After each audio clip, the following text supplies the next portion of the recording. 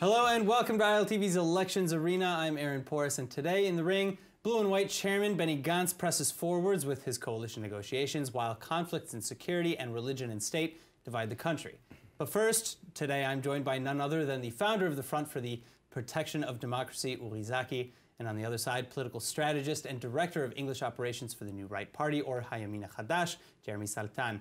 Now, gentlemen, first of all, thank you so much for coming in today. Of course. But let's move on to our first topic. Now, there's just 2 weeks left in Blue and White Chairman Benny Gantz's mandate to form a coalition, and he's been hitting a lot of speed bumps.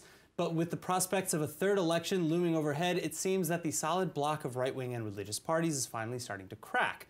The Haredi Shas party leader, Aryeh Deri, even just suggested a direct election for the premiership between Gantz and Netanyahu. So for my first question, then, I'll turn to you, Uri. Why do you think it failed? Why was that shut down so quickly?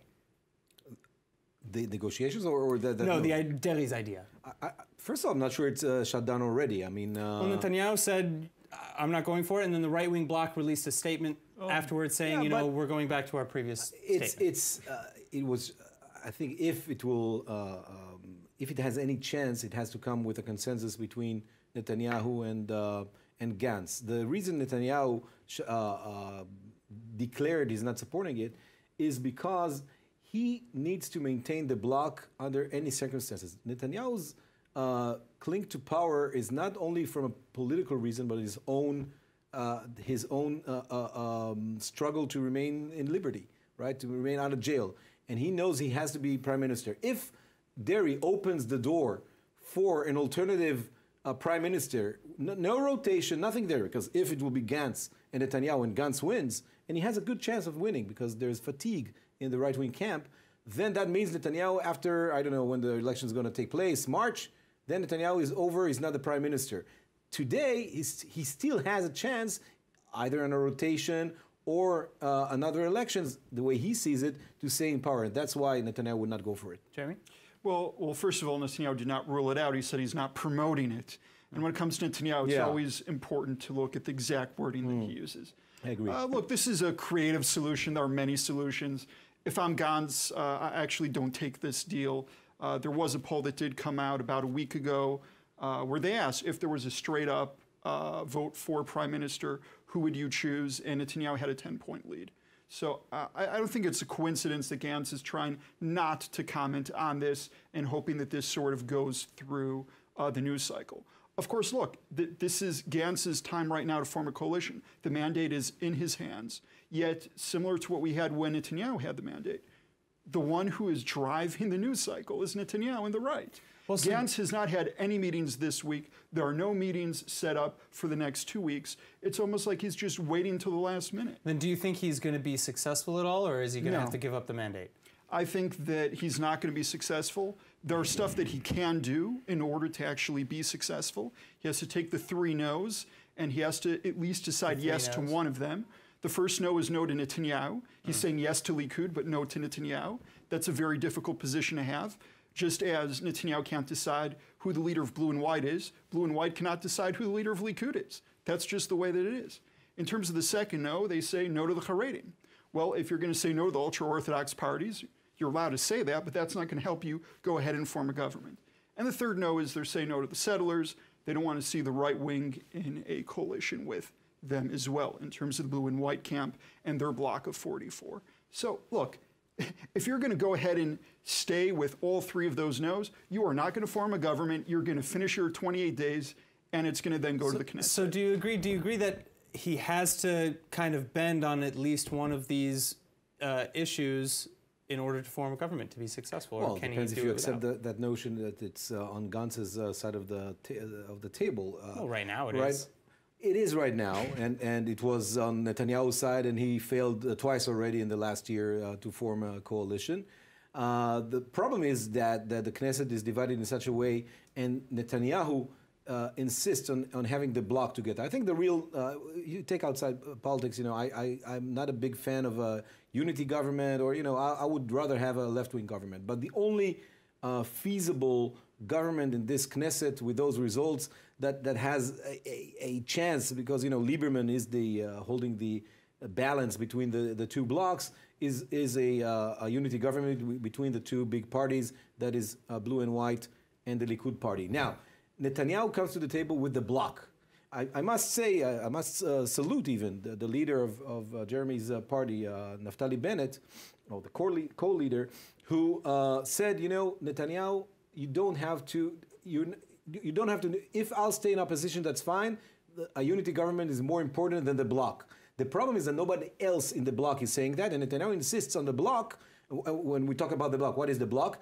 The Likud party itself is 32 seats, but Netanyahu brings along to a negotiation of two parties 55. You can't. It's not a unity government if you're talking about 55 vis-a-vis 33. It has to be 33 and 32, and that can be the basis of a unity government as long as Netanyahu insists on that bloc, and as long as the bloc itself stays and says under any condition it has to be either with the whole of us or none of us, then there won't be a government. Do you think that this will result in third elections or a third mandate given to a yet unknown person? I think that and I think that's one of the reasons that Netanyahu was not embracing Deri's idea. I think that there is very low readiness in the Knesset to go to a third round because of not personal, but political interest of the different parties who understand that most of them would lose in a third election. Do you agree that the right wing would maybe take a big hit? As many polls have actually kind of said that they believe the right wing would be hit pretty hard in the third election. We've had 3 public polls released that talk about a possible third election. And again, God help us if we do end up in that scenario. There are all sorts of issues with that. Okay, there are a lot of issues, and we can talk about them perhaps another time. But, I've seen these polls. I've seen also private polls that have not been released. Look, overall, you're going to have some people who lose out, but you're not going to have such a different picture. If we look at the fact that there's only 8 new Knesset members. In this Knesset, there are 9 returning Knesset members, which means, again, we went to elections twice this year to switch out less than 20 MKs. So I don't think we're going to have a big turnover if we do go ahead and go to another election. But what is important here is to form a government. And I just keep hearing this situation where there's a problem with the block of 55. Yes, it's true. Naftali Bennett said that if he is the obstacle, that he's willing to go ahead and remove himself in order to make sure that we have a government. But what Gantz is trying to do here is rewrite history. Because the last time we had a real national unity government, which was the last time we had a full term in Israel in terms of a Knesset from 1984 to 1988, both Peres and Shamir came with their satellite parties into a national unity government together. So again, Gantz can, if he choose, rewrite the history books. But if you go ahead and you actually go ahead and you read, Jeremy, that is Jeremy, the recipe. It's not true about the 84 government. No, it's important. It's an important point. Omitz and Shinui came in with Peres. They came in after. And you had the religious parties coming in Gantz with... is not saying he's not willing to accept any other parties in the bloc. He's saying that let's first sit together, Likud and Blue and White, which was the case in 84 and, by the way, in 88 till 90, when the two big parties, they formulated together the basic principles of the government and then said whoever accepts those lines should join us. That's what Gantz is... So again, if you talk to the people who were involved in the 84 negotiations, I worked for one of them. So again, they will tell you that they were always in contact with the other parties within their bloc. But they didn't give them the veto right, and it wasn't a veto then. It's not true.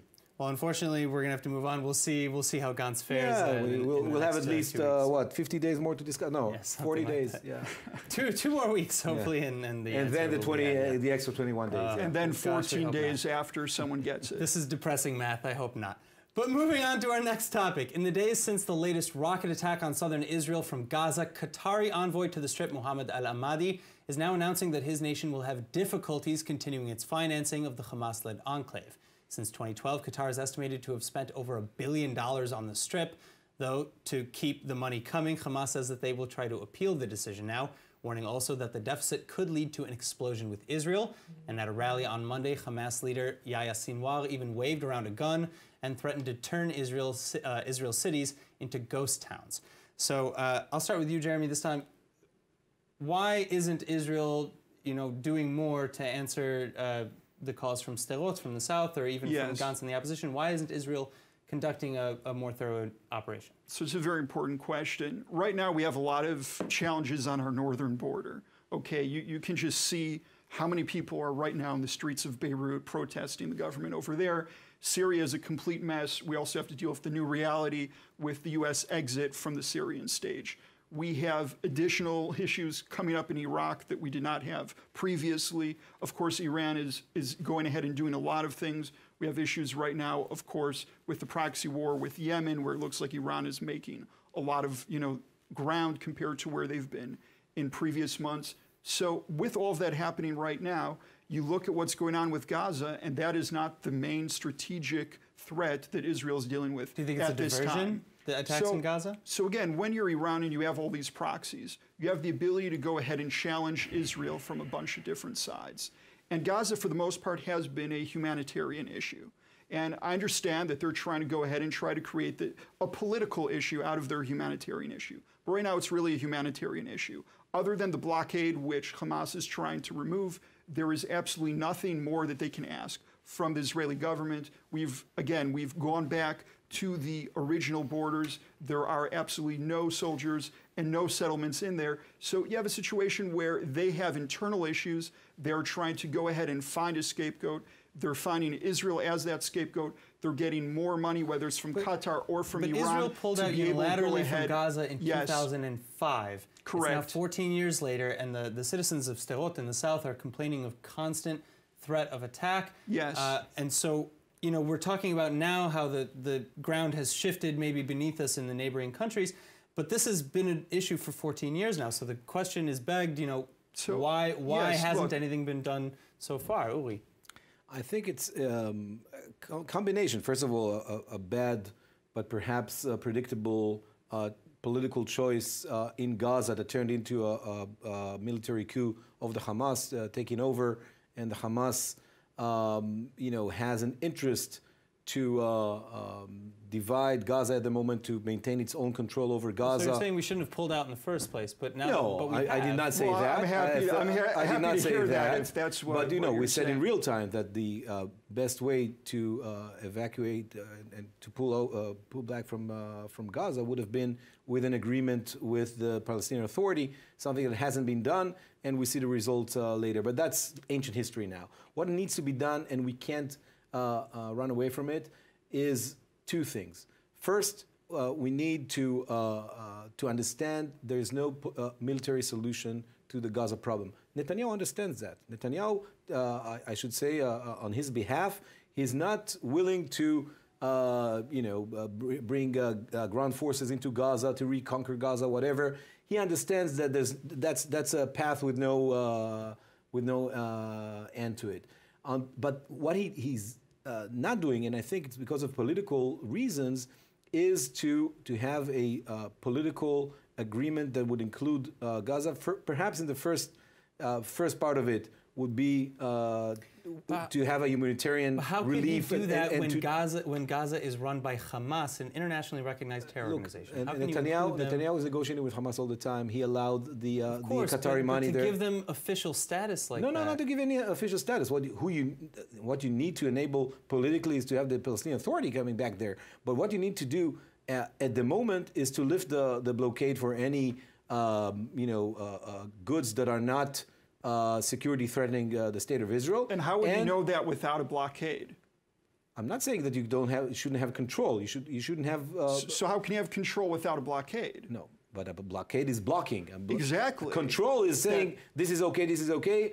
Something that a rocket can't get in. Anything else can get in. So and right now, it's not the situation. How are you going to do that? Neither, by the way, by the Egyptians nor by Israel. So again, a blockade is one way to do that. What is the alternative? There's a difference between. We don't have a blockade over Egypt. When we exchange goods, we check what the goods are. We have a peace deal with Egypt. Okay, it doesn't matter. What I'm saying is that the blockade. I think it does matter. It doesn't matter because when you have this humanitarian crisis that you talked about, you can't detach it from the political situation. You can't detach it from the security situation. You can detach it. If you don't detach it, you're not going to be able to resolve it. There won't be a situation where there be suffering in Gaza and there won't be suffering in Sderot, unfortunately, because they're adjacent, they're so close, and in Gaza you have the Hamas government there in order to sometimes, shift the public. I don't know, complaints instead of directing to them. It's easier to make it to Israel. The situation we have right now in the South, again, is very difficult for the residents of the South. And as I said, beforehand, yes, there are some macro issues we're dealing with. But if you live in Sderot, it doesn't help to hear that answer. There is a way to deal with Gaza. However, unfortunately, the timing is not right now. Why? The best time to go ahead what is the solution? Forget the timing. Forget the timing. You guys are in power for 10 years. I'll go ahead and we'll put the timing to the side, and we'll talk about what the solution is. The solution is on our terms when we choose to take the initiative and not as a responsive action. We have to go into Gaza. But you're saying that the response is military. We do need to have a military option in which we go ahead and deal with the problem we have right now in Gaza. To do so, that probably means preemptively going ahead and taking all of the people who live in the Sderot and Gaza periphery and move them out. It's unbelievable, these hawkish, you come in the studio. I'm saying the timing is not right now. And if you will do it, it will be a major mistake. Eventually, you're going to have the targeted assassinations as well. Netanyahu, the king of the right, that they are blocking together with him. They say, not under any circumstance, we won't go with anyone else. He's been the prime minister for 10 years. His party is part of this coalition for, 8 years now, almost 8 years, 7 years. And they're not doing that. Targeted assassinations you're also against?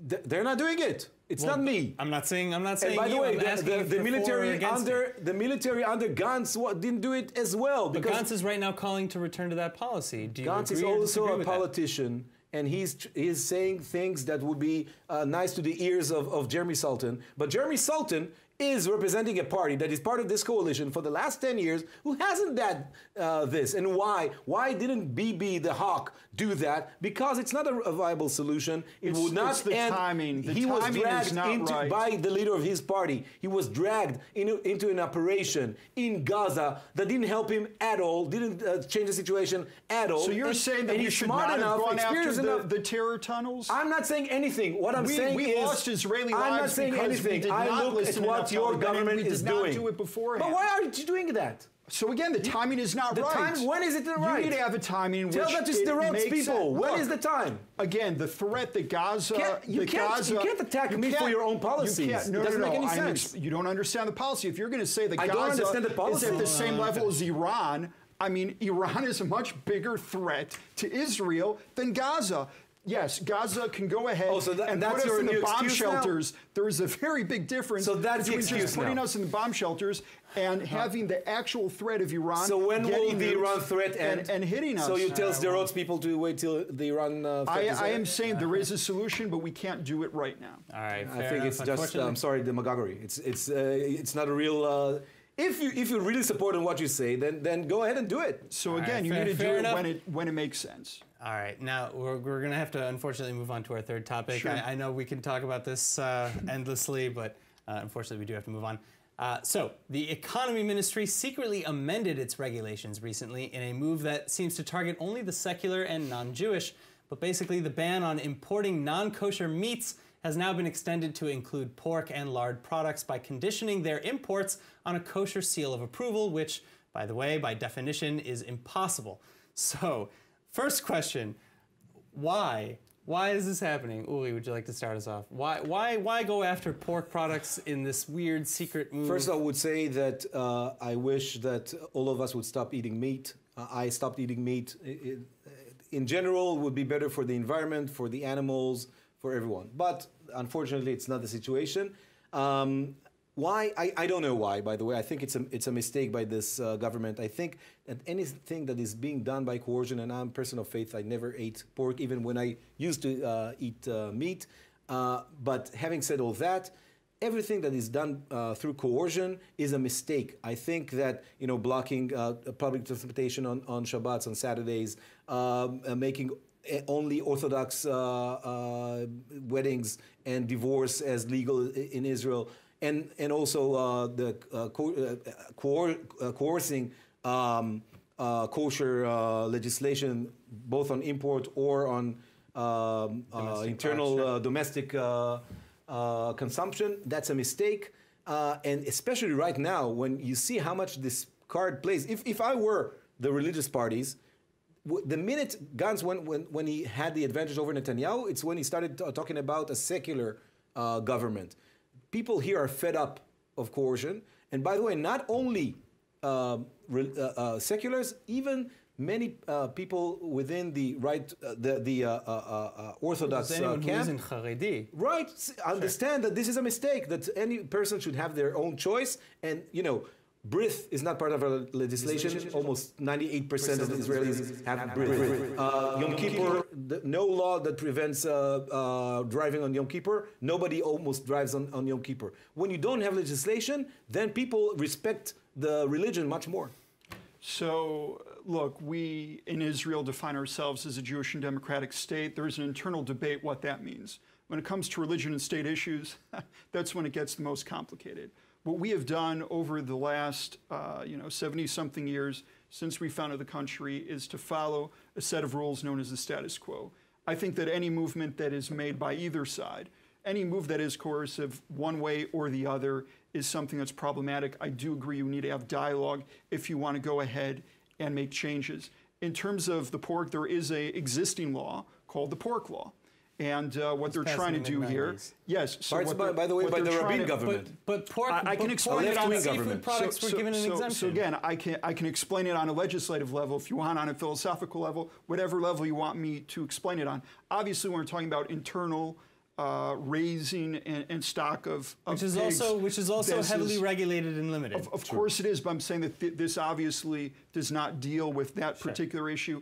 In general, putting all kosher or not kosher aside and all food aside, I think in general we need to really re-examine a lot of our laws when it comes to importing and exporting. I think that one of the great things that Naftali Bennett did as economy minister was to deregulate a lot of these things, such as eliminating a third of the standards in the National Standards Institute to make it easier. And what it ends up doing is ends up lowering the cost of living here in this country when you're able to go ahead and do those issues. So again, in terms of what's happening here with the pork, the best answer that I heard, although no one will confirm it, is that right now there are talks between the government and Lieberman, and obviously this move hurts Lieberman's base in a lot of ways, so it could be that's why this decision was made at this time. It energizes the base, actually. So if it does, we'll find ourselves in another election. Whatever the case, yeah, we're going to find out very soon, I'm sure. Unfortunately, that is all the time that we have in the elections arena this week. I'd like to thank Jeremy Saltan and Uri Zaki for joining us, and thank you to all of you, of course, for tuning in. Also, remember to follow us on Facebook at Israel English News and on Twitter at ILTV News. I'm Aaron Porras. See you next time.